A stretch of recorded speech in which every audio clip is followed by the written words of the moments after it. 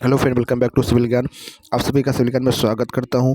तो आज एक अहम बातचीत आप सभी के साथ करने आए हैं कि आप मिशन एसएससी 2024 में अगर आप एसएससी जेई में अपना एक कोई पोस्ट, एक अपनी वैकेंसी, अगर अपना एक सीट फिक्स करना चाहते हो तो आप किस तरीके से पढ़ाई कर रहे हो, आपको क्या करना चाहिए, इस पे आप सभी ने काम करना शुरू कर भी दिया होगा। पर मैंने सोचा आप लोगों को कुछ बातें बता देता हूँ कि आप कैसे काम कर रहे हो। मुझे नहीं पता आप कैसे काम कर रहे हो, आपने पहले पढ़ रखा है या नहीं पढ़ रखा है, आपने इससे पहले कभी तैयारी की है नहीं कर रही, आप पहली बार कर रहे हो, आपको अपने आप से सब जानते हो।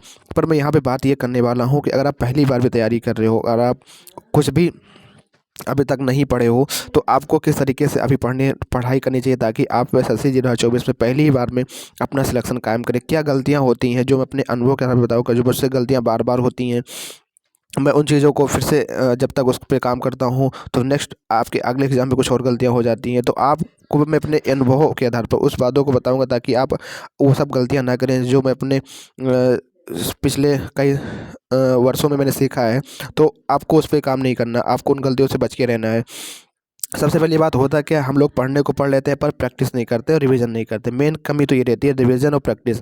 हम लोग को कितनी भी वीडियो दे दी जाए, 16-16 घंटे, 18 घंटे, हम लोग उसको देख लेंगे, पर अगर पढ़ने को कहा जाए, रिवीजन करने को कहा जाए, प्रैक्टिस करने को कहा जाए, तो वहाँ पे हमारा दिमाग नहीं लगता। वहाँ पे हमको अंदर से उलझन हो जाती है, नींद आती है, कभी मन करे अभी बाद में कर लेंगे, कल कर लेंगे, परसों कर लेंगे। पर पढ़ने को वीडियो से हम लोग काफ़ी मेहनत कर सकते हैं। पर भाई मेरे वीडियो देख कर पढ़ने से सिलेक्शन नहीं होने वाला है, क्योंकि आजकल का पैटर्न जो है वो कंसेप्ट पे काम कर रहा है। आपने अभी एग्ज़ाम हुआ था प्री का, देखा ही होगा। अगर नहीं देखा है तो मेरे भाई, अगर आप पहली बार तैयारी कर रहे हो, सबसे पहले अपने प्रीवियस ईयर 2023 के पैटर्न को देखो, मेंस वाले पैटर्न को देखो। अब तो दोनों ऑब्जेक्टिव हो गया है। तो मेरा मतलब है कि टेक्निकल का सिलेबस आपका अभी तक कहाँ तक हुआ है। अगर जो भाई लोग 1-2 साल तैयारी कर रहे हैं वो ज़रूर अपने आप को एनालाइज करें, क्या जो एग्ज़ाम पैटर्न आ रहा है उससे रिलेटेड बातें आपके एग्ज़ाम में, आपके नोट्स में, अगर देखो 50-60% बातें, 50-60% या मान लो 70% तक की बातें अगर आपके नोट्स में आ रही हैं, तो आपको आपको फिर से पढ़ने की ज़रूरत नहीं है। आपको फिर से किसी कोचिंग संस्था से पढ़ने की ज़रूरत नहीं है। अगर आपको लगता है कि यार बहुत कुछ सारी चीज़ें हैं जो हमारे नोट्स में नहीं है, हमको फिर से अपना सिलेबस एक बार पढ़ना चाहिए, अपना सिविल इंजीनियरिंग को पूरा पढ़ना चाहिए, तो आप किसी न किसी कोचिंग संस्था से, जो कि ऑनलाइन हो, ऑफलाइन में बहुत ज़्यादा समय लगता है, तो ऑनलाइन माध्यम से आप किसी भी, जिससे आपको अच्छा लगता हो, जिससे पढ़ना आपको अच्छा लगता हो, आप उससे जुड़ जाइए। और अभी का जो दिसंबर और आपका जो जनवरी और फरवरी तक का महीना है, इसमें अपने कॉन्सेप्ट पे काम कर लीजिए मेरे भाई, कॉन्सेप्ट पे काम कर लीजिए, ताकि आपको पता है कि प्री के एग्ज़ाम के बाद मेंस के एग्ज़ाम में ज़रा सा भी वक्त नहीं होता, वहाँ पे आपको समय नहीं मिलेगा कॉन्सेप्ट पे काम करने का। जो अभी आप काम किए रहोगे प्री के लिए, वही आपका मेंस में भी काम आने वाला है, क्योंकि वहाँ बस केवल प्रैक्टिस हो पाएगी, रिविज़न हो पाएगा। तो अगर आपको ज़रा सा भी डाउट लगता है कि यार हमारे कहीं न कहीं कंसेप्ट लूज़ है, हमको कंसेप्ट पे नहीं, हम पे कंसेप्ट का हमारा कंट्रोल नहीं है, तो हमको ज़रूर किसी न किसी, जिससे भी आपको मन लगे कि हाँ, पिछली बार आपने किसी से पढ़ा हो उसके बाद आपको लग रहा नहीं है इस बार मैं उससे पढ़ूंगा, तो आप उससे पढ़ लीजिए।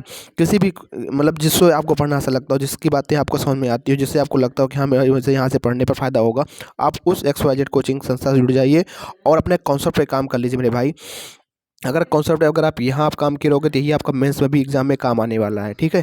मैं आपको बता रहा हूँ, अगर 70% तक की बातें आपके नोट से मिल रही, बहुत लोग कहते हैं मेरे नोट से ही आया था पर मैं कर नहीं पाया, रिवीजन नहीं था, तो आप इधर उधर मत भटको, बस अपने उसी रिवीजन, उसने अभी उसे अभी क्वेश्चन को प्रैक्टिस करो, अभी उसी क्वेश्चन को प्रैक्टिस करो, और जो है आगे मत बढ़ो, मतलब कि जो है आगे इधर मत भागो कि हाँ लाओ वहाँ से पढ़ ले, वहाँ से पढ़ ले। अगर आपको लग रहा है नहीं यार मेरे कंसेप्ट भी मुझे एक बार समझने की जरूरत है, तब आप किसी कोचिंग संस्था से जुड़ जाइए, और जुड़ने के बाद अपने नोट्स पे काम करके फिर से मार्च, अप्रैल, मई, 2-3 महीना आपको बस प्रैक्टिस करना है और अपना रिविजन करना और टेस्ट देना है, ठीक है। उससे पहले मैंने आपको बता दिया कि टेक्निकल सिलेबस आपको फरवरी के एंड तक हर हाल में कंप्लीट हो जाना चाहिए। ये नहीं आप मार्च अप्रैल तक पूरा कोर्स ही पढ़ रहे हो, नहीं मेरे भाई, 1 महीना लास्ट के बस केवल आपको रिवीजन, जो आपकी गलतियां उन पर बार बार ध्यान देना है, इन्हीं से आपका सिलेक्शन होने वाला है, ठीक है। तो टेक्निकल में आपको इस तरीके से काम करना है। आपको इंपॉर्टेंट कोई टॉपिक नहीं है, आपको हर एक चीज़ को पढ़ना होगा। क्वेश्चन कहीं से भी बन सकता है, किसी भी तरीके से बन सकता है, किसी भी कॉन्सेप्ट भी बन सकता है, तो आपको इसलिए नहीं करवाना। सबसे पहले आप जो भी किसी, जहाँ से आप पढ़ रहे हो वहाँ से पूरा सिलेबस को पढ़िए, जो चीज़ वो पढ़ाया जा रहा है सब आपके एग्जाम के लिए इंपॉर्टेंट ही रहने वाला है, ठीक है।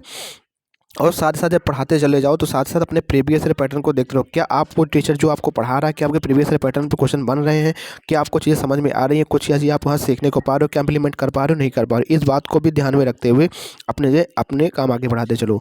रीजनिंग कितने टॉपिक पढ़ लिए हैं, आपने रीजनिंग में कितने टॉपिक पढ़ लिए हैं? रीजन मैटर मैंने आपको 10-11 टॉपिक बताया था, उन्हीं से क्वेश्चन आपके एग्जाम में आता है। तो आपको रीजनिंग पे डेली प्रैक्टिस करनी होगी, डेली आपको क्वेश्चन लगाना होगा, डेली आपको मॉक टेस्ट लगाना होगा, अपनी स्पीड को मेंटेन रखना होगा। अगर रीजनिंग में आप स्पीड को मेंटेन रख ले गए, मतलब कि 50 क्वेश्चन को करने के लिए अगर आप 30 मिनट्स अपना यहाँ पे लगा दिए, तो समझ लीजिए आपके पास 1.5 घंटा रहेगा। मुश्किल से 10 मिनट आपका जीके जिसमें लगेगा, 1 घंटा 20 मिनट आपके 100 क्वेश्चन में रहेंगे, तो काफ़ी ज़्यादा आपके इफेक्टिव होने वाला है यहाँ से निकले। पर ये 3 ट्वेल्थ लाने के लिए ना आपको मेहनत लगातार करनी पड़ेगी। ऐसा है नहीं कि एक बार में आपका 30 मिनट में हो जाएगा, नहीं, आप पहली बार लगाओगे 1 घंटा लग जाता है। लोगों को 1 घंटा रीजनिंग में लग जाता है मेरे भाई, रीजनिंग में 1 घंटा लग जाता है। नहीं, आपको अपनी स्पीड को कम करना है। 30 मिनट आपको, फिर 45 मिनट होगा, फिर 30 मिनट होगा, आप देखोगे ना कुछ समय बाद आपकी स्पीड इतनी हो जाएगी कि आप 30 मिनट के अंदर क्वेश्चन कर दोगे, पूरा 50 क्वेश्चन। तो ये मेरी बात को समझो, रीजनिंग में अभी से आप प्रैक्टिस करो, अभी से आप मॉक लगाओ, और कोई इसका तोड़ नहीं है। आप कितना ही पढ़ लोगे आपको कुछ नहीं होने, पर जब तक आप प्रैक्टिस नहीं लगाओ, रीजनिंग का मॉक नहीं लगाओगे, नंबर ऑफ क्वेश्चन नहीं करोगे, तब तक आपका रीजनिंग में नंबर नहीं आएगा। आप फिर जब क्वेश्चन लगाओगे आपको पता चलेगा कि हमारी कमी कहाँ पे है, आप उस टॉपिक पे काम करोगे, तो आपके देखोगे नंबर आपको उछलता हुआ आगे बढ़ेगा। ठीक है मेरे भाई, तो मैंने आपको 150 नंबर के लिए बता दिया कि आपको किस तरीके से करना है। ठीक है, और इस 150 में आपके नंबर कम से कम 120 प्लस नंबर आपके आने चाहिए, रीजनिंग और टेक्निकल मिला करके। अब बचता है आपका जीके जीएस में।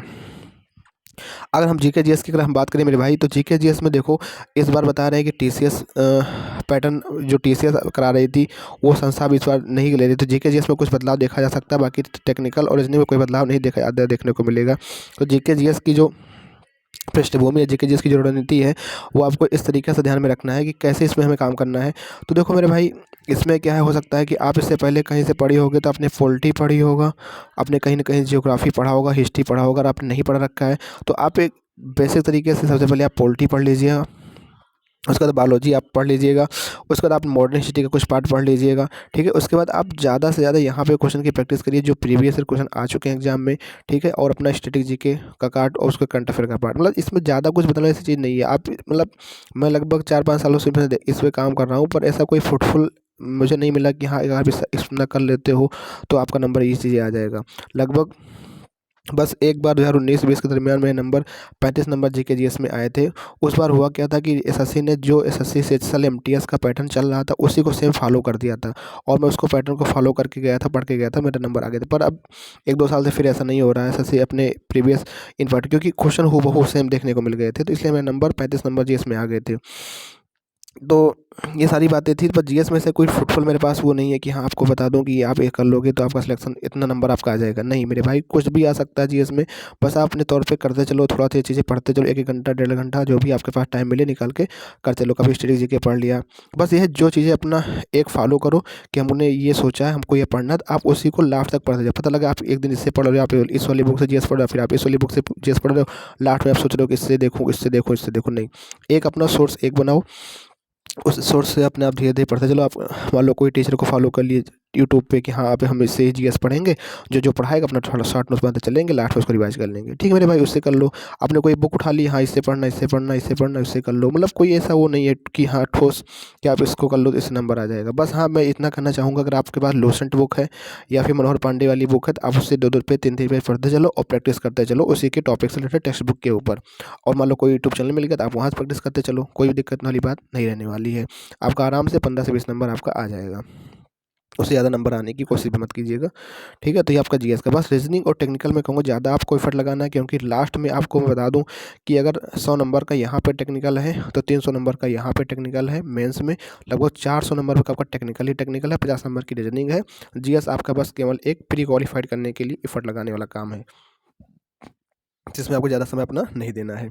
मोस्टली समय आपको टेक्निकल पे और आपके रीजनिंग वाले पार्ट पे देना है, जहाँ से नंबर आप ज़्यादा गेन कर सकें। और टेक्निकल पे आप देंगे, अगर आप अपना समय देंगे तो आप प्री में अगर क्वालिफाइड भी जस्ट हो गए तो आप मेंस में नंबर खींच देंगे, तो आपका जो है काफ़ी ज़्यादा स्कोर देखने को मिल जाएगा। तो ये सारी बातें आपको इन सब बात को ध्यान में रखते हुए अपनी तैयारी को करना है।